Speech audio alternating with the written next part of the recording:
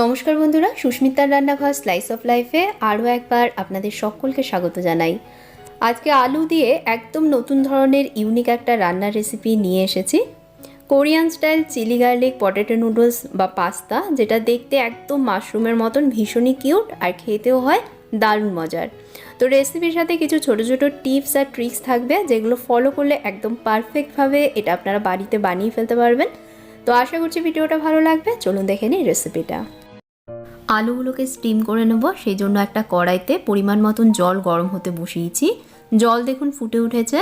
এখানে আমি 3টে বড় আলুর খোসা ছাড়িয়ে নিয়ে আলুগুলোকে এরকম ছোট টুকরোয় কেটে নিয়েছি।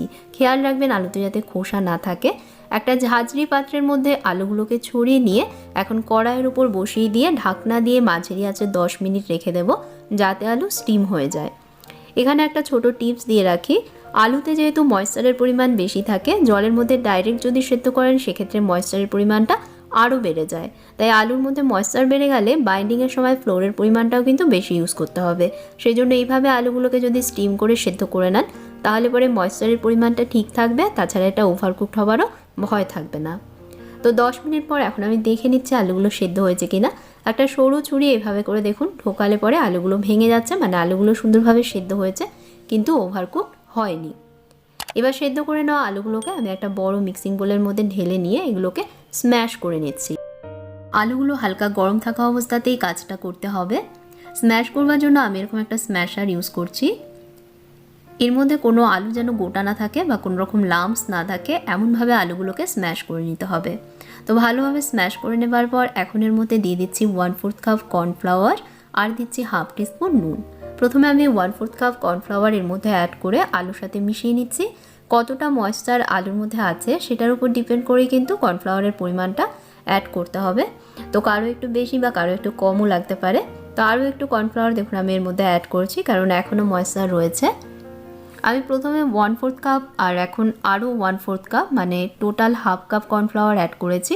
3টে আলুতে আমার হাফ কাপ কর্নফ্লাওয়ার লেগেছে। ভালোভাবে মিশিয়ে নেবার পর এখন এর মধ্যে অল্প অল্প জল দিয়ে ডোটাকে মেখে নেব। একদম স্মুথ ডো তৈরি করতে হবে, যাতে এর মধ্যে কোনো রকম ক্র্যাক না থাকে। আর জল একেবারে দেবেন না, অল্প অল্প করে জল এর মধ্যে অ্যাড করতে হবে। তো মোটামুটি আমার এখানে 1/4 কাপ মতন জল লেগেছে ডো মাখতে। একদম স্মুথ একটা ডো দেখুন আমি তৈরি করে নিয়েছি। এবার এগুলোকে তৈরি করে নেব। হাতের তালুতে অল্প তেল মাখিয়ে নিয়ে বানানো ডো থেকে খানিকটা পোর্শন নিয়ে এভাবে প্রথমে নাড়ুর মতন করে গোল পাকিয়ে নিতে হবে। এবার যে কোনো একটা খালি বোতলের মুখের অংশটা এর উপরে ধরে এভাবে একটু চাপ দিয়ে নিয়ে বোতলটাকে তুলে নিলেই দেখবেন সুন্দর একটা কিউট মাশরুমের মতন এটা দেখতে লাগবে। তো একইভাবে আমি সব কটাকে মাশরুমের মতন শেপে গড়ে নিচ্ছি। আমি 3টে আলু নিয়েছিলাম, তো 3টে আলুতে টোটাল এখানে দেখুন 22টা আমার তৈরি হয়েছে। এবার কড়াইতে বেশ খানিকটা জল গরম করে নিয়েছি। জল ভালোভাবে যখন ফুটে উঠবে তখন বানিয়ে নেওয়া আলুর নুডলস বা পাস্তাগুলো এর মধ্যে একটা একটা করে আস্তে আস্তে ছেড়ে দিতে হবে। প্রথমে দেখবেন এগুলো জলের নিচে থিতিয়ে যাবে। যখন দেখবেন হালকা হয়ে জলের ওপর এগুলো ভেসে উঠেছে তখন বুঝবেন সেদ্ধ হয়ে গেছে। খুব বেশি সময় লাগবে না, মোটামুটি 2 থেকে 3 মিনিটের মধ্যেই দেখবেন এগুলো ভেসে উঠবে। হালকা হাতে এবার এগুলোকে গরম জল থেকে তুলে নিয়ে জল ঝরিয়ে নেব। একটা বড় মিক্সিং বোল নিয়ে এর মধ্যে দিয়ে দিচ্ছি 1 টেবিল স্পুন মিহি করে কুচনো রসুন, হাফ টিস্পুন কাশ্মীরি লঙ্কা গুঁড়ো, 1 টিস্পুন চিনি, স্বাদ মতো নুন। আলুতেও যেহেতু নুন দেওয়া আছে তাই সেই বুঝে নুন দিতে হবে। হাফ টিস্পুন দিচ্ছি চিলি ফ্লেক্স, হাফ টিস্পুন এর মধ্যে দিয়ে দিচ্ছি অরিগানো,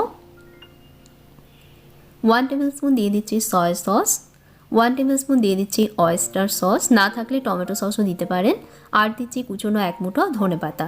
সিজনিংয়ের জন্য একটা কড়াইতে 2 টেবিল স্পুন সাদা তেল গরম করে নিচ্ছি। ভালোভাবে তেল গরম করে নিতে হবে।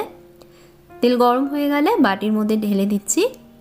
এবার সেদ্ধ করে নেওয়া আলুর মাশরুমগুলো এর মধ্যে দিয়ে ভালোভাবে সব কিছুকে মিশিয়ে নিতে হবে। খুব সুন্দর একটা স্মেল আসছে, খেতেও কিন্তু এটা দারুণ মজার হয়। তো তৈরি হয়ে গেল দারুণ মজার আলু দিয়ে তৈরি মাশরুম পাস্তা বা নুডলস। একবার অবশ্যই আলুর এই ইউনিক রেসিপিটা ট্রাই করে দেখবেন, আর ভিডিওতে বলা সমস্ত টিপস ট্রিক্সগুলো অবশ্যই ফলো করবেন।